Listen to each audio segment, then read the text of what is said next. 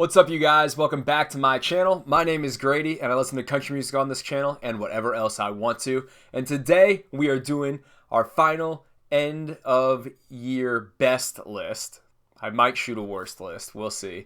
But it is going to be the 10 best songs, parentheses, non-singles or album cuts or something like that of the year. Now, my former video, the last one I made, was my 10 best hit country songs of the year. And the way that that one worked is it was 10 songs from the Billboard year-end Top 100 Hot Country Songs list. So this is everything else. Everything that was either an album cut or everything that wasn't a hit or wasn't a single is what I'm considering in this video. So it's not like one list is better than the other. I didn't understand really how to merge them because I think they're kind of apples and oranges. I think you kind of want something broadly appealing as a big radio single, and I think you want something a little more incisive as an album cut. So I just decided to split them.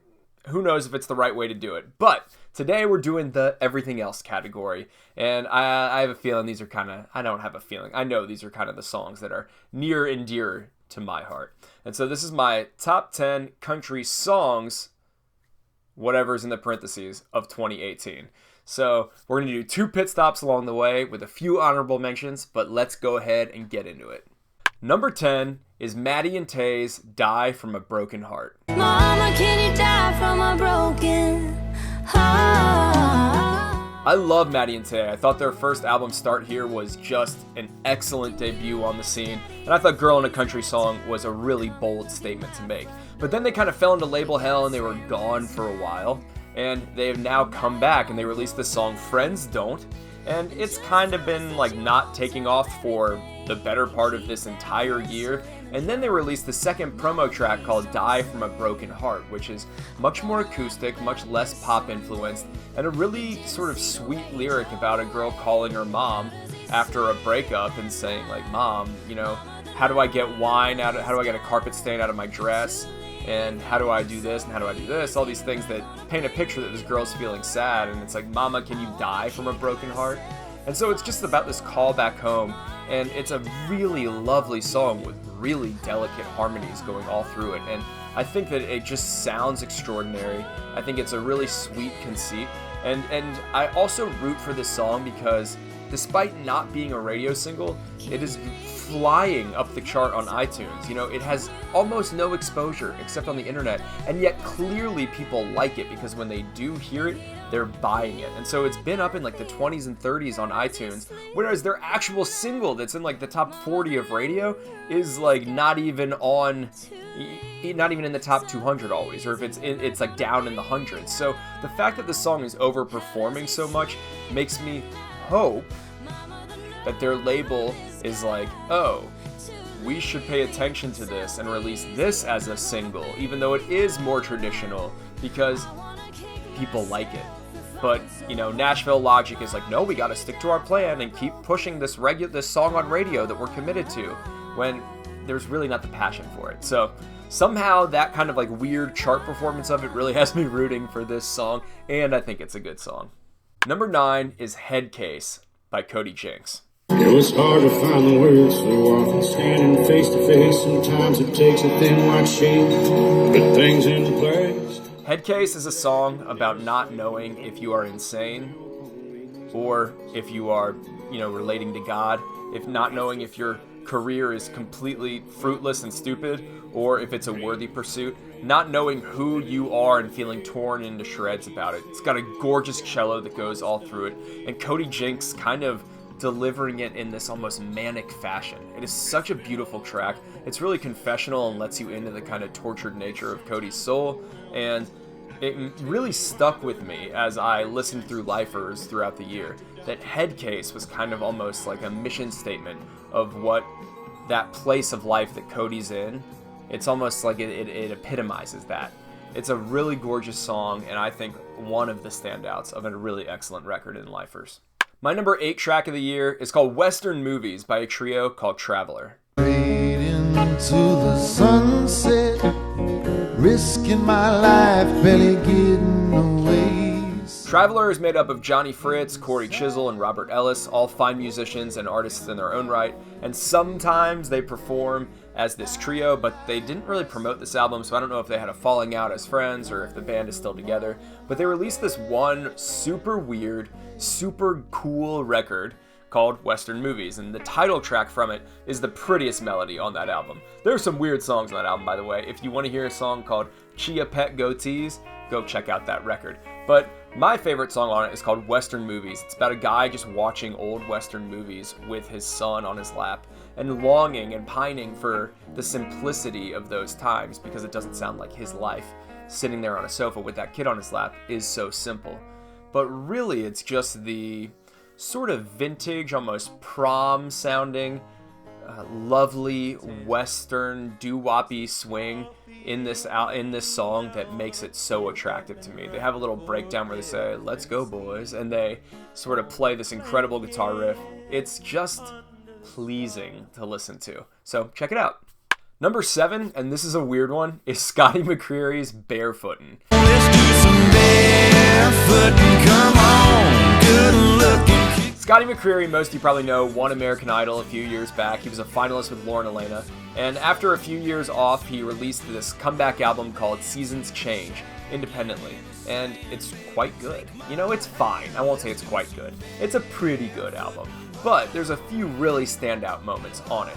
One of which, and the one that has really endured in my brain the most, is called Barefootin', and this is a beach music sort of country song, and I feel like it really is scratching an itch I didn't know I wanted scratched, which is like this kind of fusion of North Carolina country music with beach music, and it gets into some of the, you know, puns that are available with shag dancing out on the North Carolina beaches, and he wants to go shag in the sand and do some barefooting.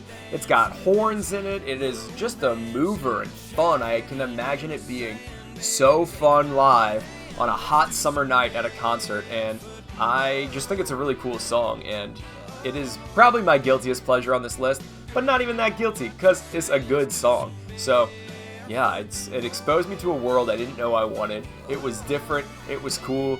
I think this could kind of be Scotty's lane if he wanted it to be, and I enjoy it. I think you would too.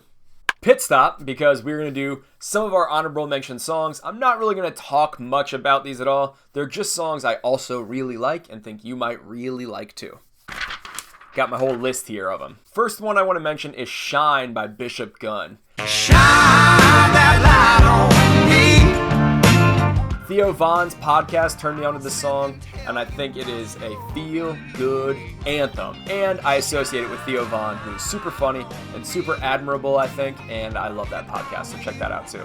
When I Was His Wife by the Pistol Annies is a really sad / funny song, and it has an opening verse that really, really made me laugh.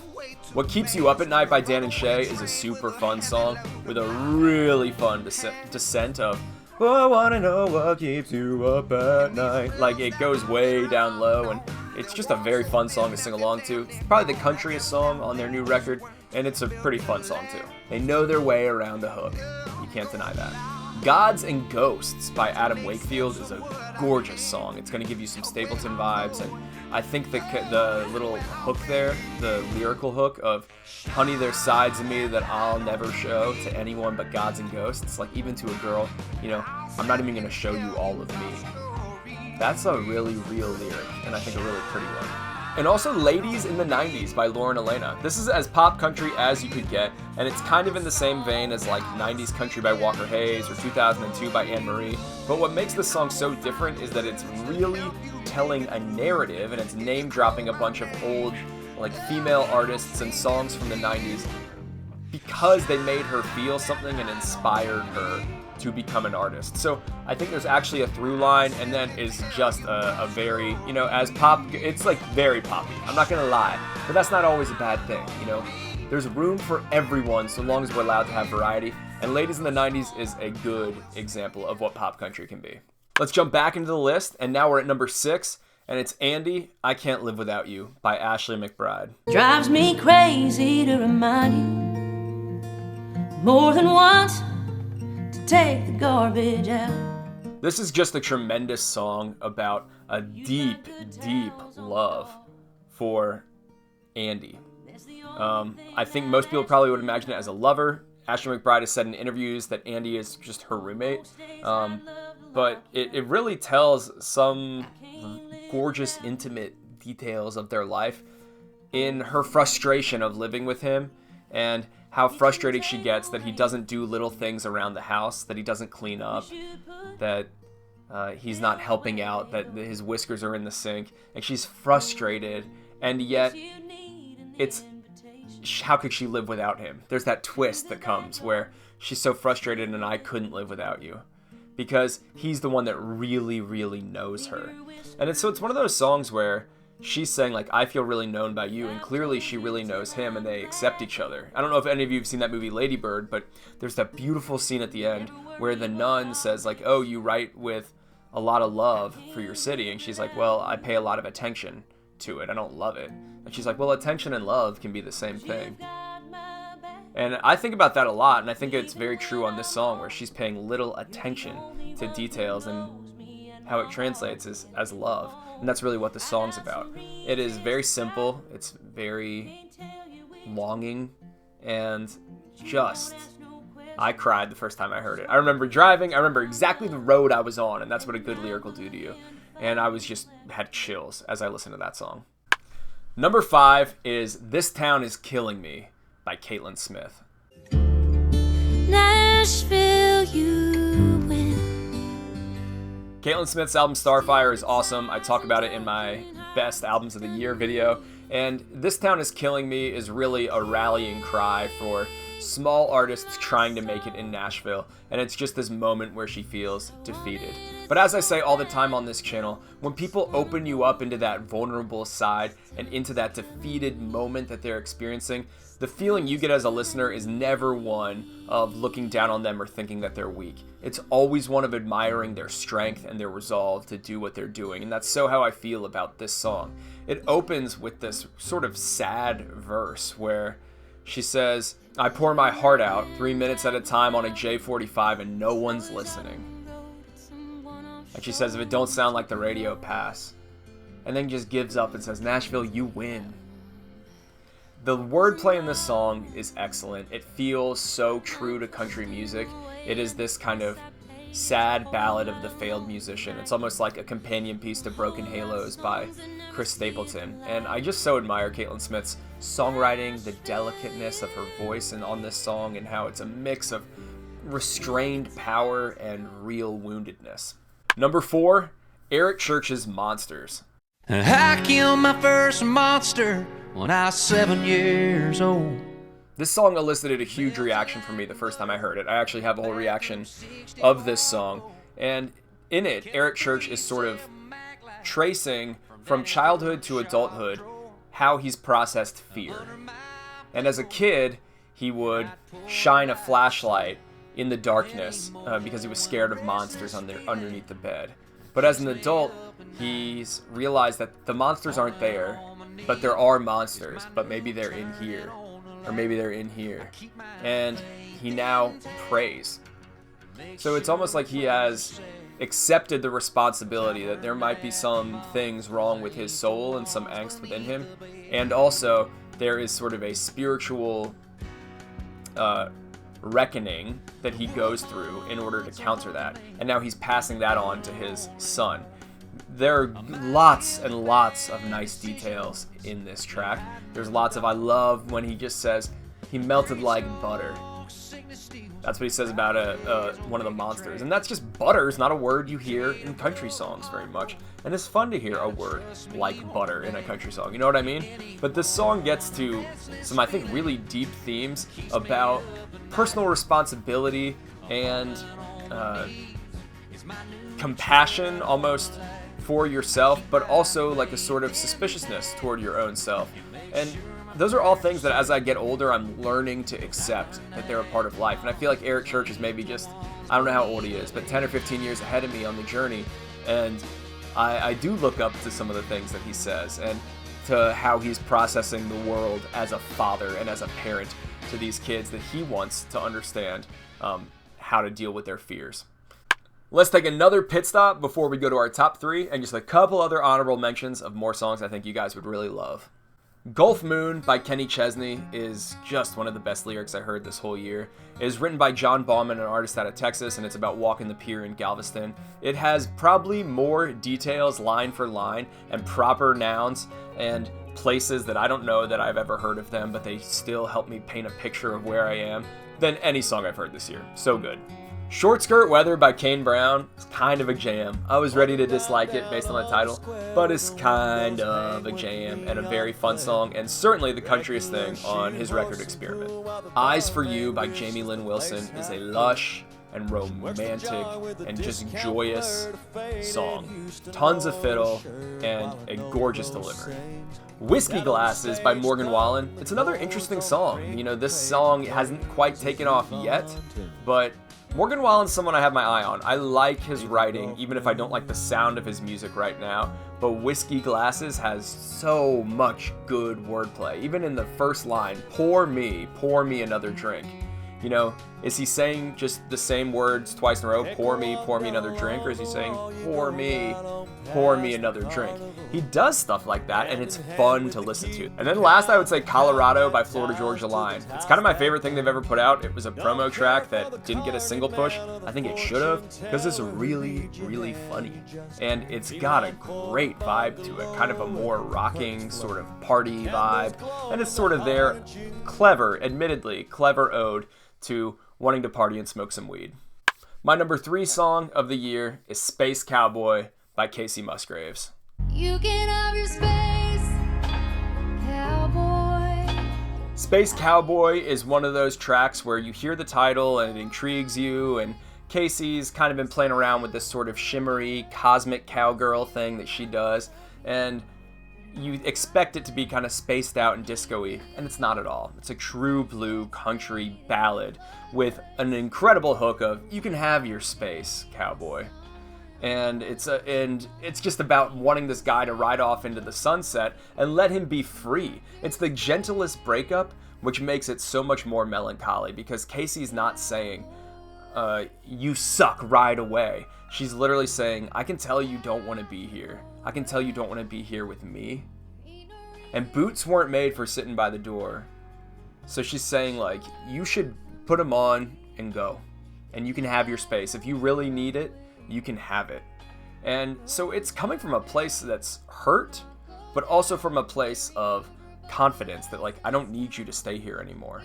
And it just strikes this perfect balance in that way, of melancholy and confident and empowered in a way. I just think this song, it really took me by surprise, and I wish it had become a hit. I don't know that they're really trying to court country radio after so many years of country radio ignoring her, but Space Cowboy is well worth your time. For my money, it's the best track on Golden Hour. It's right there with Rainbow, both beautiful songs. My number 2 song is One Day at a Time by American Aquarium. Getting along, righting these wrongs, one day at a time. This is a track that's as real as it gets. It's BJ Barham, the lead singer, ripping his heart out and slamming it on the table and saying, "This is who I am," like warts and all. It is confessional, it is dark, and it's hopeful. And I think it gets onto so many different aspects of what makes music powerful to us. He really looks at himself and his drunkenness and his alcoholism and his raging, party desires, and yet desire to also be on the stage. They were a toxic combination of self-doubt and liquor.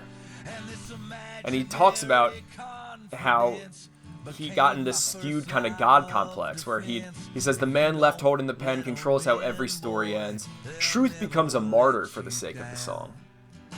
There's so many lines in the song that are like this, that are really profound, where he's saying, I would just blame these women that broke up with me, and truth was a martyr. Who cared about the truth? Because I needed to make a song. So he was treating people badly. He was self-medicating with alcohol. And they were all of these bad crutches and demons in his soul. But now he's in a good place. And he's walking a straight line, and he's taking life one day at a time. Man, there's this hope that is really balanced by the darkness of what he was going through. And And he gets to the core of why I think we all listen to music on this song. He says these words: "Songs fulfill a human need to sit back and watch another man bleed. So for a moment, we don't have to feel sorry for ourselves." Is that not what we're all doing here? Well, we really love a song. I mean, sometimes, yeah, we want to dance. Sometimes we want to just have something on in the background, and I think that might be dangerous for our ways of processing music. But when we really are moved by music, when we lean in and can't stop, it's because we're watching another man bleed. And weirdly, he's going up there and doing it for us. It's a gift to us. And I really consider this song a gift. And I consider the words of it and the boldness of sharing them just truly, truly a gift.